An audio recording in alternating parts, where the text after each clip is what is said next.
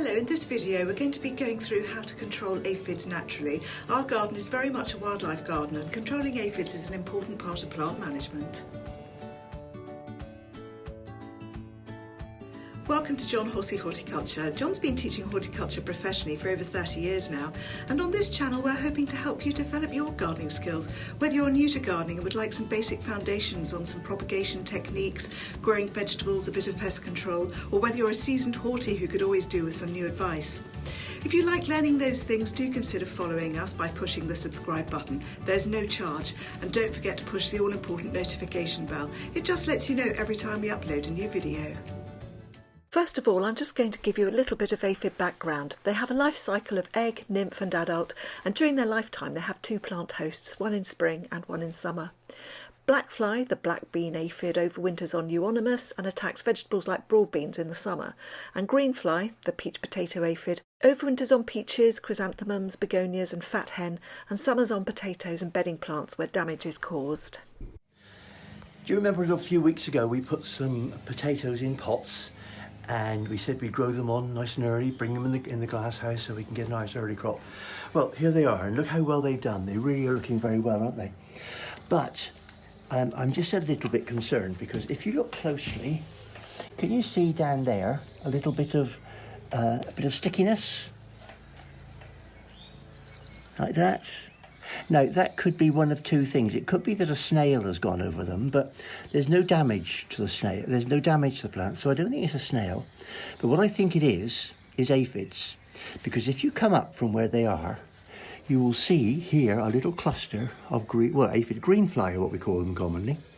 And there they are. Now, greenfly, they suck the sap. They're living on that plant. They've got little stylets, rather like a mosquito, and they go into the plant veins and they suck the sap from it.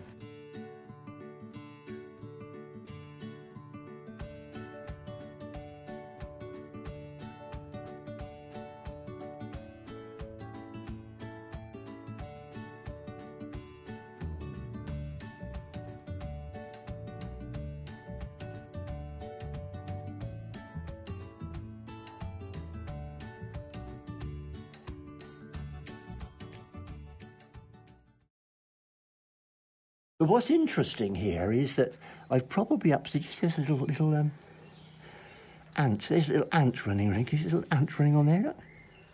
Now I've upset him.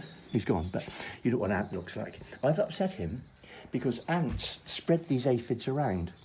They move them from plant to plant, and this honeydew, which is causing the stickiness here on the plant, which at the moment isn't really a problem. You can get fungus growing on it, but not at the moment. But this sticky honeydew which they give off. Those of you who've ever parked your car under a lime tree in the summer will know exactly what I mean. They go all sticky. And that's all the aphids above. And the aphids give off this honeydew which falls down through, and like it's fallen down here. The honeydew is sweet, it's sugary, and the ants love it. They love to eat it. And so they probably put these aphids on here to make sure that they've got a little source of food. Rather like we milk cows, they milk the aphids, they give them a stroke, they stroke them, and the aphid then gives off more of the honeydew. The ants, as you know, all ants love sweet things. The ants lick it up and they've got a free meal.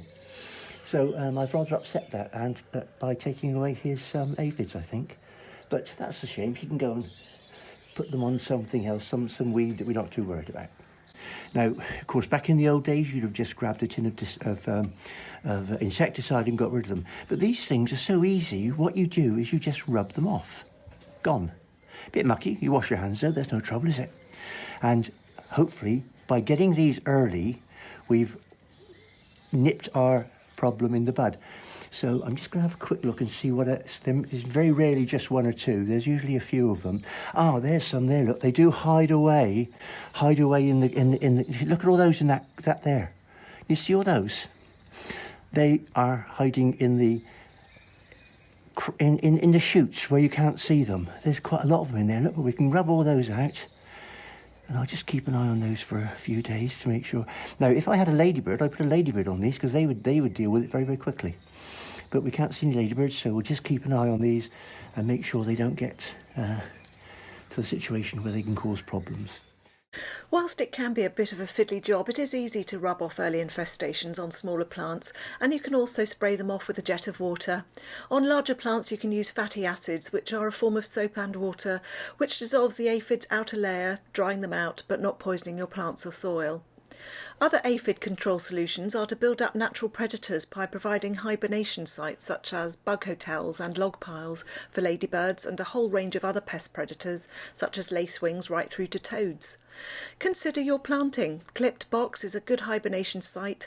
Other plants which can help you with your natural predators are limnanthes and Phacelia. These also attract lacewings, up to hoverflies as well. Also encourage predatory birds like blue tits. They love aphid eggs, and so why not provide nest boxes for them? As blackfly love broadbean so much, consider sowing them in the autumn before aphid build-up. If you're really lucky though, heavy rain might also just do the job for you too. There we are. They're a bit drawn, but that's not really a problem. They're a nice size, they're looking good, and it won't be too long before I start digging in there to see how big those potatoes are before we can harvest them. So just a bit of simple looking after your plants saves a lot of problems in the long run, and of course in this case it saves us having to use any insecticide. Well, thanks so much for joining us here in Somerset today. We do hope that was of benefit. If you like that and would like to learn some more, do push the subscribe button. All it means is you're following us, there's no charge, and don't forget to push the all-important notification bell. It just lets you know every time we upload a new video. Until next time.